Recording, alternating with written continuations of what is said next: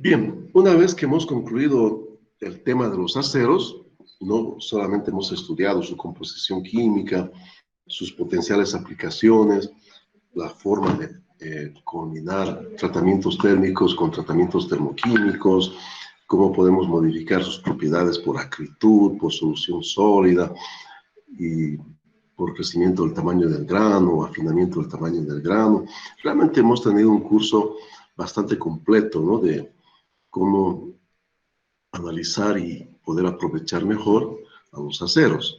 Pero no son las únicas aleaciones de los aceros que tenemos a disposición para poder usar en nuestros proyectos de ingeniería. Una segunda familia de aleaciones ferrosas que también usamos bastante en Bolivia, aunque bastante menor, ¿no? Cantidad que en el caso de los aceros son los famosos fierros o hierros fundidos, que ya habíamos diferenciado cuando hemos estudiado los diagramas de equilibrio entre el hierro y el carbono, que eran aleaciones de hierro con carbono, pero con altos contenidos de carbono, a diferencia de los aceros, que normalmente definimos como aceros aquellos que tienen menos del 2% de carbono. Bueno, entonces estos hierros fundidos tienen la característica de tener bajas temperaturas de fusión comparadas con la de los aceros, ¿no? Básicamente esa es su principal diferencia.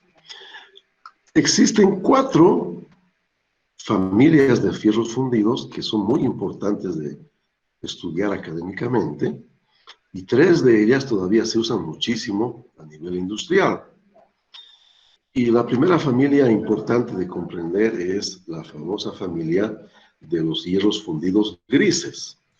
¿De dónde viene este nombre de fierros fundidos grises? Lo que sucede es que cuando fracturamos un pedazo de este material, la fractura, cuando nosotros la vemos, es gris, y cuando pasamos la mano, nos mancha de carbón, ¿no? La mano nos mancha de negro.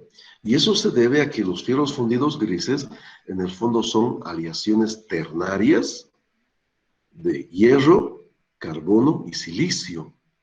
Y el silicio es un elemento de aleación cuando está presente en porcentajes superiores, ¿no?, al 1%, tiene la tendencia a que el carbono forme una tercera fase en las aleaciones de hierro, que sería una fase de grafito, en forma de carbón, en otras palabras, ¿no? Tendríamos entonces nuestros hierros, ¿no?, tradicionalmente formados por ferrita, por cementita, por perlita, por ledegurita, y en los fierros fundidos grises se presentaría esta fase también, que sería el grafito.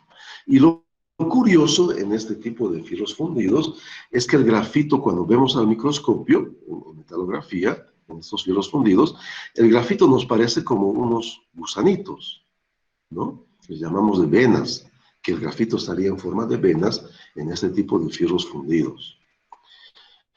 En el fondo, aquí estaríamos viendo en la metalografía un plano, pero cuando vemos tridimensionalmente, el grafito estaría en forma de hojuelas, más o menos como las hojuelas del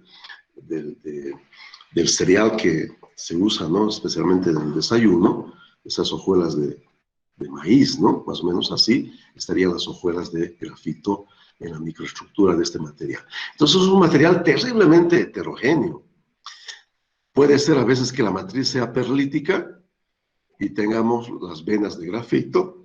En otras veces podemos tener una matriz ferrítico-perlítica y los granos, o perdón, las venas de grafito, ¿no? Material terriblemente heterogéneo.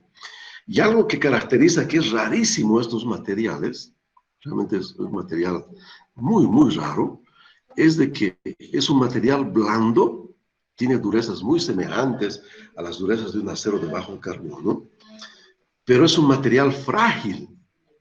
No se lo puede doblar, no se lo puede conformar, tiene cero ductilidad y se rompe muy fácilmente con un golpe. Es un material entonces extrañísimo, y eso se debe a que es un material muy heterogéneo. Ya casi a simple vista inclusive podemos ver, ¿no?, muchas veces esa mezcla de fases que estaría constituyendo a este tipo de materiales. Los fierros fundidos grises tienen muchísimas aplicaciones interesantísimas y una de ellas es muy usado en la fabricación de estructuras de máquinas. ¿Por qué? Porque miren, cuando llega una vibración mecánica a estos sistemas, estas vibraciones mecánicas, al pasar por la estructura del fierro fundido, se amortiguan, se amortecen y salen entonces disminuidas. Y en una estructura de una máquina, si la fabricamos de acero, eso no sucede. La máquina vibra una barbaridad. Y asociado a que podemos fabricar estas estructuras, ¿no? Que son muy robustas, una bancada de un torno, por ejemplo, son muy pesadas. Podemos fabricarlas entonces con bastante economía, ¿no? Con bajo precio por fundición, con esa ventaja de que amortiguan las vibraciones, son excelentísimas, muy usadas, ¿no? Para ese tipo de aplicaciones tan interesantes. Otra cosa interesante de estos fierros fundidos grises es de que son con índice de mecanizado muy alto. Se pueden fabricar engranajes, ¿no? Piezas por torneado, por fresado, y las apariencias del desgaste de la herramienta es realmente muy bajo, ¿no? Tienen alto índice de, entonces, maquinado, mecanizado, ¿no? Excelentes para procesar piezas por arranque de viruta.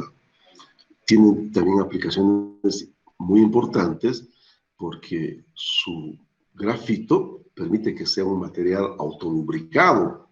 El grafito es un lubricante sólido y entonces al estar en la estructura del material, el material viene con su propio lubricante. Tiene aplicaciones, ¿no? En la fabricación de cojinetes. Realmente muy interesante es el fierro fundido. Pero su gran talón de Aquiles es que es frágil. Y por ese motivo, siempre lo usamos con cierto recelo. Aunque es una alternativa muy buena, porque sabemos que podemos obtener piezas fundidas con muy bajo costo, ¿no? Son piezas que van a fundirse en hornos muy simples, hornos crisol le llamamos,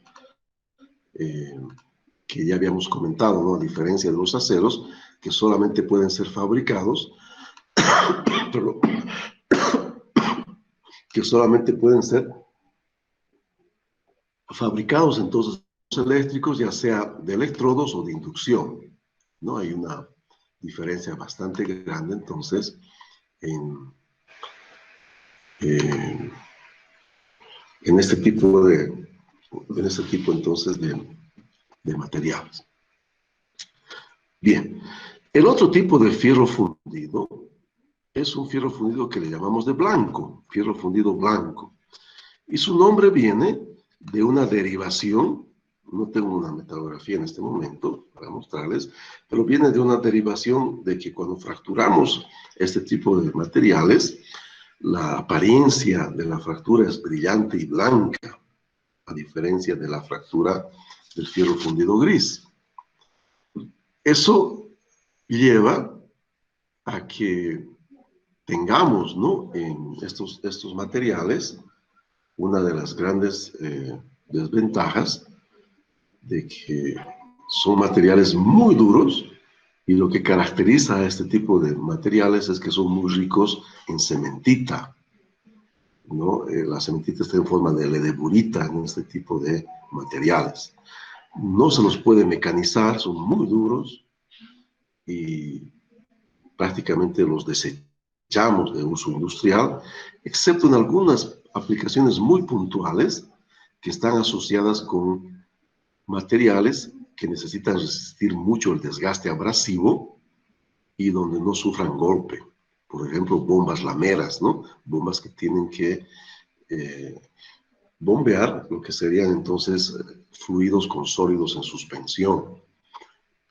Materiales comunes duran unas cuantas horas nada más con el bombeo de estos fluidos en suspensión y fabricando esas bombas, ¿no? Tanto impulsores como corazas con estos fierros fundidos blancos, especialmente aliados. No se alían con níquel, se obtienen entonces fierros fundidos impresionantes, ¿no? Con excelente resistencia entonces al ataque del desgaste, ¿no? Muy buena resistencia al desgaste. Esa es una fortaleza de este tipo de fierros fundidos. Tengo algún problemilla, miren, en mi comunicación. ¿Se está escuchando bien? no puedo entrar a las propiedades de la presentación. Es por un problema de...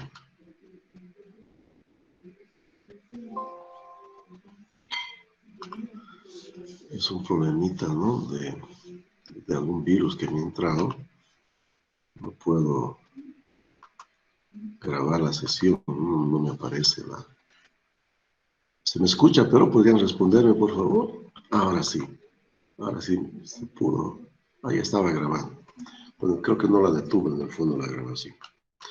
Bien, entonces, estos fierros fundidos blancos los odiamos, no se pueden mecanizar, son tremendamente frágiles y su campo de aplicación industrial se reduce entonces a cosas muy puntuales donde necesitamos excelente resistencia a la abrasión, combinadas entonces con no golpes, bombas rameras, como ejemplo específico. Bueno, algo que es muy interesante, miren, que ahora solamente es muy importante por fines didácticos, es un fierro fundido que se desarrolló a principios del siglo pasado, imagínense, ¿no? Casi hace un siglo y medio, que son entonces fierros fundidos que tienen una baja ductilidad. Fierros fundidos con muy pequeña ductilidad. Recordemos que el fierro fundido gris y el fierro fundido blanco no son dúctiles, ¿no? Son frágiles, ambos. El blanco es muy duro y el gris es blando, pero igual son frágiles ambos tipos de fierros fundidos. Lo curioso en Bolivia es que cuando vamos a comprarnos de una fundición fierro fundido, por ejemplo un lingote, ¿no? Un queso, un engranaje, por un mal procedimiento que ellos tienen, un fierro fundido que es mixto, ni es blanco ni es gris.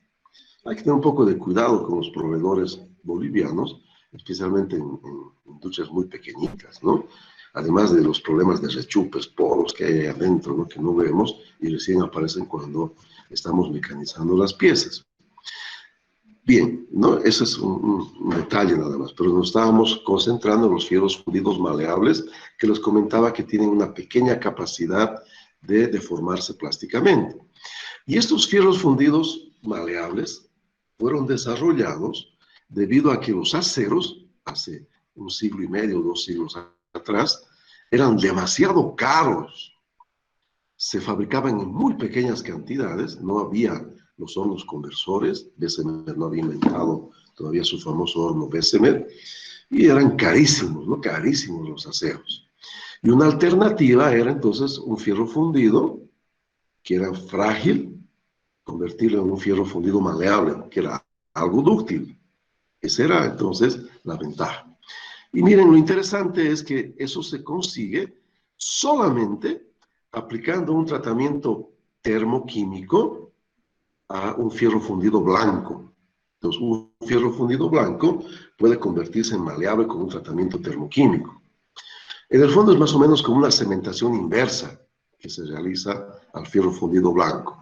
A la pieza de fierro fundido blanco se la rodea un medio pobre en carbono, mineral de hierro en el caso, y se pone mucho tiempo, ¿no? Se puede entonces descarburizar la pieza y de esa manera entonces lograr una costra delgada, ¿no? En la superficie, que no pasa de unos 5 milímetros, que es con propiedades muy parecidas al acero.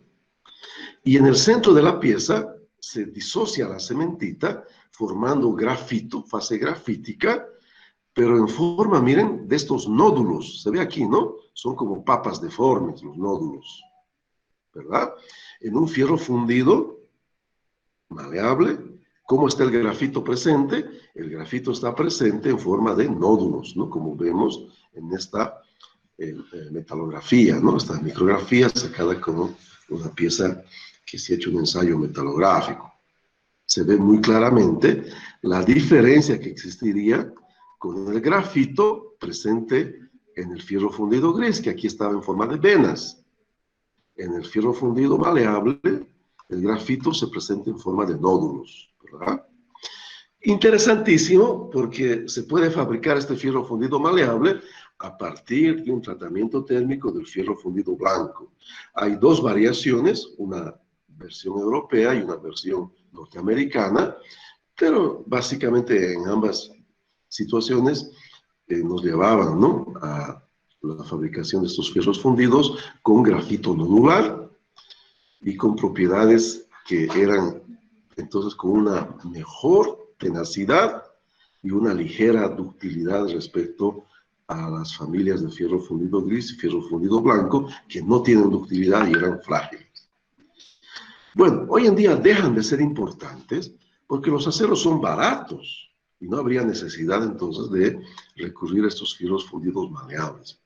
Se han desarrollado otros fierros fundidos que sí se usan, que tienen, ¿no?, versiones parecidas a esta, los verniculares, pero los maleables han quedado en la historia. A mí me interesa mucho, para que ustedes comprendan, ¿no?, enredado que es esto de las propiedades mecánicas, estamos comprendiendo aquí que el hecho solamente que el grafito esté presente en forma de nódulos, ya le da entonces propiedades mejores, ¿no?, a estos fierros fundidos maleables que comparado con los fierros fundidos grises. Bueno, con las necesidades tecnológicas, se ha tratado entonces de desarrollar fierros fundidos con la ventaja que se pueden fundir a bajo costo, bajas temperaturas, hornos más baratos, pero que tengan ductilidades y tenacidades parecidas a los aceros. Y de esa manera se ha desarrollado el famoso fierro fundido que se llama nodular. Un nombre muy mentiroso, porque aquí estamos viendo también, ¿no?, una micrografía, una fotografía de lo que sería, ¿no?, un ensayo metalográfico de un pedazo de fierro fundido nodular, y lo que vemos, miren, que el grafito está en forma de redonditos, está en forma esferoidal y no nodular. El grafito nodular estaba presente en el fierro fundido maleable, ¿no? Y en el fierro fundido nodular el grafito está en forma esferoidal y no nodular. Entonces debería llamarse fierro esferoidal o hierro esferoidal, ¿verdad? Sería el nombre más adecuado. Pero lamentablemente se llama de esta manera, de hierro o fierro fundido nodular. A veces también se le conoce como hierro fundido dúctil, justamente porque el grafito ahora, que está en forma esferoidal, hace con que estos fierros fundidos, no obstante que se pueden obtener, ¿no?, a muy bajo costo por fundición, tienen propiedades muy parecidas a los aceros que se funden, ¿no?, a elevadas temperaturas, ¿no? Esa es la gran ventaja de estos fierros fundidos nodulares. Y eso ha aprovechado la industria automotriz. Hay muchos órganos de máquinas que en vez de ser de acero, los fabrican de fierro fundido nodular, o por lo menos el vernicular, ¿no?, que es una otra variación del fierro fundido maleable. Interesante, ¿verdad?, que solamente por el hecho de cambiar la forma del grafito, estamos hablando de la misma composición química, fierro fundido blanco, no mecanizado, cero ductilidad, fragilísimo, durísimo, fierro fundido maleable, grafito en forma simplemente, ¿no?, de nódulos, y ya tengo algo de ductilidad, fierro fundido nodular, grafito en forma esferoidal, y tengo ductilidades entonces mayores, parecidas a los aceros, y tenacidades mayores. Impresionante que la forma y distribución de una fase en un material pueda afectar tanto a las propiedades mecánicas de un acero, no obstante que la composición química es la misma, ¿no? Miren, es impresionante. Una de las dificultades que se tiene en la fabricación del fierro fundido nodular es que para que el grafito crezca en cristales esferoidales, es necesario que en el momento que el acero está siendo vaciado en el molde, se llama el momento de la colada, sea inoculado con un material basado ya sea en serio o en magnesio, de tal manera entonces que se nucleen pequeños cristales de grafito que van a crecer posteriormente en forma esferoidal. Es en ese momento clave. En Bolivia no hay un buen dominio, ¿no?, de esta tecnología, y no se fabrican buenos fierros fundidos nodulares, las grandes fundiciones que podrían hacer, ¿no? Industrias ahora en Santa Cruz, ¿no?, y hay otras industrias grandes, ¿no?, de fundición en Santa Cruz, entonces no hacen fierro fundido nodular, tienen esos enemigos. No obstante que aparentemente serían muy accesibles en tecnología, ¿no?, conociendo los inoculantes que se tienen que poner. Lo lamentable es entonces que no se hace un buen control de calidad de la chatarra, ¿no? normalmente se refunde chatarra de fierro fundido, que tienen impurezas de azufre, fósforo, que perjudican bastante la inoculación y la posterior nodulación, ¿no?, de los, entonces, cristales de grafito. Interesante, muy impresionante que la forma de presencia del grafito pueda, ¿no?, cambiar tan drásticamente las propiedades de estos fierros fundidos que hemos conocido en esas variaciones y etapas. También existen fierros fundidos aliados de las 4 familias, que no vale la pena ahora profundizar, ¿no? Basta entender la gran diferencia que existe de propiedades entre los fierros fundidos con los aceros, y dentro de los fierros fundidos, la gran variación que podríamos tener de propiedades en función entonces de solamente, ¿no?, cambiar la forma de presencia del grafito y tener las diferencias abismales, ¿no?, de propiedades entre estas familias. Antes de pasar al último tema de la clase, me gustaría saber si es que existe alguna duda o alguna curiosidad. ¿Alguna duda o alguna curiosidad que tengan sobre fierros fundidos?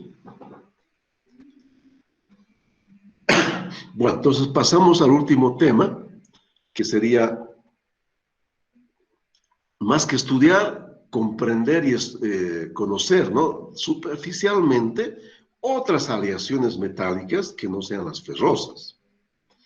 En Bolivia usamos muy poco en la tecnología mecánica, aunque hay, ¿no?, pero en escasísima cantidad, muy por detrás de las aleaciones de aceros y fierros fundidos, y usamos especialmente aleaciones de aluminio y aleaciones de cobre. En las aleaciones de aluminio, que es lo que vamos a mencionar muy superficialmente ahora, estarían entonces clasificadas 2 familias muy diferenciadas de aleaciones de aluminio. Los aluminios trabajables, que en el fondo son aleaciones desarrolladas para poder fabricar piezas por conformación plástica, y los aluminios fundibles, que son aluminios con composiciones químicas más aptas para poder fabricar piezas de aluminio por fundición. En estas siempre está presente el silicio. El silicio es el elemento entonces importante en estas aleaciones fundibles, ¿no?, aleaciones aptas para poder fabricar piezas por fundición. Existe también una categoría considerada de aluminios puros, que tienen aplicaciones industriales diversas, ¿no?, desde la fabricación de cables. Los cables de alta tensión y media tensión son de aluminio, ¿no?, puro. Y también entonces esos aluminios puros son utilizados en piezas donde necesitamos fabricarlas por grandes deformaciones plásticas, porque el aluminio es bastante dúctil. Bien, los aluminios pueden ser aleados para mejorar sus propiedades mecánicas, ¿no?, y también sus otras propiedades industriales potenciales. Cuando nosotros estamos hablando de aluminios puros, estos aluminios puros vienen con una nomenclatura, cuando son para trabajos, ¿no?, de formación plástica, trabajables, entonces vienen con una nomenclatura en la cual estos aluminios están designados con 4 números, muy parecido a los aceros, no aleados y de baja aleación. Y en el caso de los aluminios fundidos, se pone un punto separador con el último número, y en los aluminios trabajables no se pone ese punto, ¿no? Esa es una diferencia que hay entre ellos.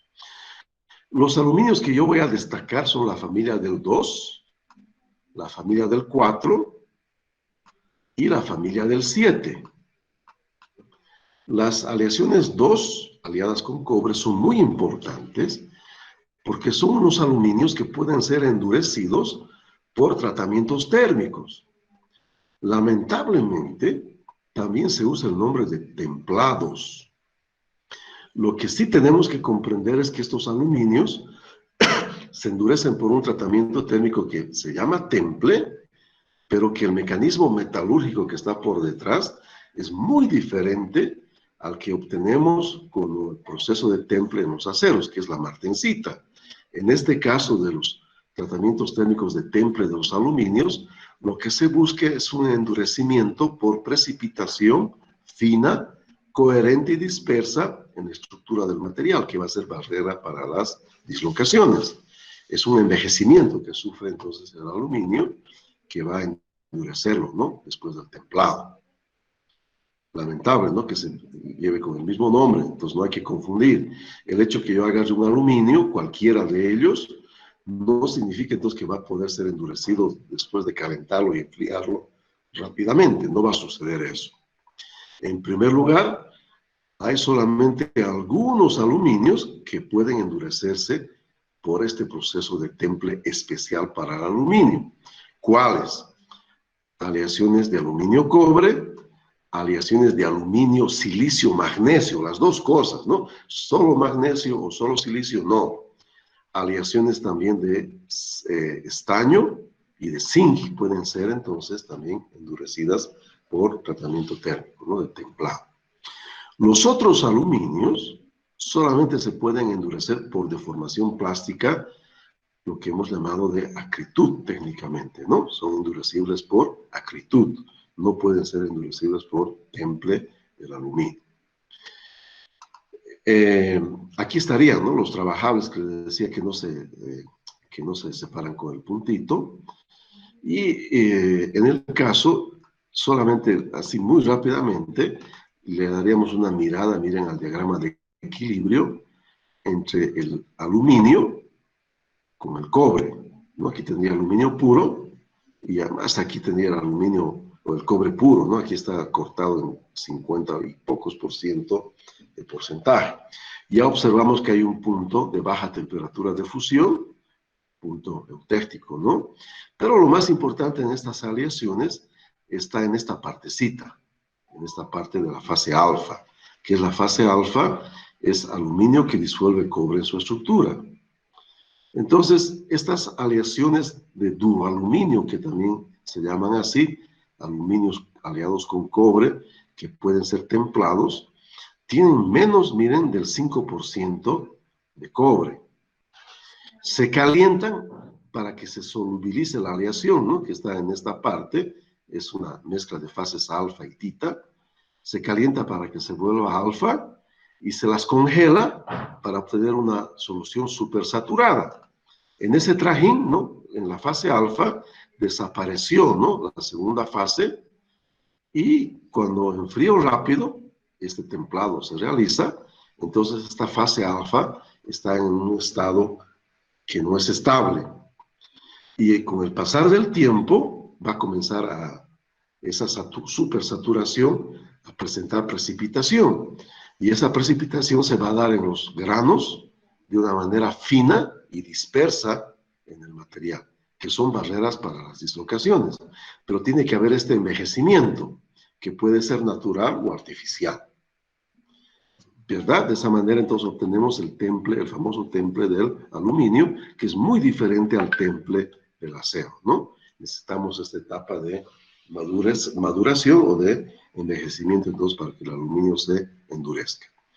Un aluminio al magnesio, un aluminio al silicio no se va a endurecer, no hay este fenómeno, ¿no? De precipitación que ocurre en ese tipo de aleaciones, pero sí en aleaciones silicio-magnesio, en esas sí se puede endurecer por temple ese tipo de materiales. La precipitación tiene que darse de esta manera, tiene que ser coherente a la estructura del material para que sean barrera para las dislocaciones, porque cuando es incoherente, las dislocaciones entonces pasan igual por él. Y eso sucede solamente con algunos tipos de elementos de aleación por ese motivo. No voy a entrar más en detalles, entonces, era solamente para poder hablar, ¿no? Muy superficialmente de estos aceros. Bueno, los tratamientos térmicos de estos aceros los representamos con una letra T, ¿no? Podemos ver aquí, miren, esta de aquí, por ejemplo, la T4, ¿no? Si yo tengo un aluminio, por ejemplo, 2430, ¿no? Es de la familia, entonces, de los endurecibles por precipitación fina, coherente y dispersa. Entonces este aluminio yo lo puedo solubilizar a alta temperatura, en frío rápido lo templo y lo voy a dejar envejecer naturalmente. Ese es el tratamiento de temple T4. O también, miren, podría, ¿no? Solubilizar, templar y envejecer rápido en un horno para que no me demore varios días, ¿no? El envejecimiento. Ahí sería envejecimiento artificial, sería un T6. Se obtienen durezas y resistencias un poquito inferiores con el T4, ¿no? Que con el T4, con el T6. Pero miren, como el refrán dice, sobre llovido mojado, ¿qué tal si a mi pieza, una vez que yo la he templado, como vemos en la figurita, ¿no? Que habíamos visto aquí, yo la he templado, mi fase alfa es muy dúctil, aquí yo puedo endurecer a mi aluminio por acritud, lo puedo deformar plásticamente, gano dureza y gano resistencia mecánica. Y sobre eso va a suceder el envejecimiento, y gano 2 veces dureza y resistencia mecánica, ¿no? Entonces, ese tratamiento térmico que estaría aquí hablado sería el T3, solubilizado con acritud y posteriormente va a envejecer, ¿no? Ese material, ganando 2 veces resistencia mecánica. Miren qué interesante cómo se pueden mezclar los tratamientos térmicos. Los materiales que no pueden ser templados, como por ejemplo, ¿no? La familia 4, que son aleaciones al silicio, estas entonces pueden ser endurecidas por deformación plástica. Lamentablemente también le llaman temple a eso, ¿no? Temple mecánico, realmente medio rayados, ¿no? Los que dan estos nombres nos llevan a confusiones. Y miren, a seguir se ponen 2 números. Puede ser entonces deformado plásticamente para ganar resistencia mecánica y a veces es estabilizado o a veces es con alivio de tensiones, ¿no? Entonces eso se especifica con el número siguiente al H. H1, 4, H2, etcétera, ¿no? Con eso uno puede saber qué tipo de temple mecánico ha sufrido, entre comillas, ¿no? Que en el fondo es un proceso de ganancia de resistencia por deformación plástica, ¿no? Por acritud, en otras palabras. En el caso de los aluminios aliados al silicio, que son aleaciones especiales, ¿no? Para fundición, aquí tengo, creo, el diagrama. Este es, ¿no? Un aluminio aliado al silicio. Tiene también, miren, voy a ampliar un poquitín para que se pueda ver. Tiene también un punto eutéctico, ¿no? Bien importante. Una aleación, entonces, con más o menos 12% de silicio, aluminio con 12% de silicio, se funde a los 570, 580 grados centígrados, cuando el aluminio puro se funde a los 660 grados centígrados, ¿no? Realmente puedo entonces obtener aleaciones fundibles con aleaciones de aluminio silicio, ¿no? Está aquí mostrado por su diagrama de equilibrio. Estas aleaciones son bastante difundidas, las de silicio, en la fabricación, ¿no? De piezas como pistones, ¿no? Pequeñas estructuras de motores, ¿no? Lo que llamamos los blocos de motor. Los grandes normalmente se hacen de fierro fundido, pero los pequeños motores se hacen todavía de aleaciones de aluminio, que son fundibles por su bajo costo y siempre está el silicio presente, ¿no? Mejora bastante la fundibilidad. El aluminio por sí mismo se recubre con una capa de óxido, que es cerámico, la alúmina, y por eso tiene mucha resistencia a la corrosión, por eso es su autoprotección. Pero si queremos mejorar esa autoprotección, el aluminio tiene que estar aliado al magnesio. Los aluminios al magnesio son impresionantes, ¿no? En su buena resistencia a la corrosión. Bueno, y para terminar, miren, les quiero presentar este gráfico, donde tenemos una comparación, ¿no? Tanto cualitativa como cuantitativa, de cómo nosotros podemos aprovechar las diversas aleaciones en su potencialidad de resistencia mecánica pero comparada con su peso. No se olviden que cuando hablamos de vehículos, uno de los parámetros más importantes de diseño es el peso de la estructura del vehículo, ¿no? De un avión, el fuselaje, ¿no? De un automóvil, su peso, porque está eso directamente vinculado con el costo del combustible que se va a gastar en su movimiento.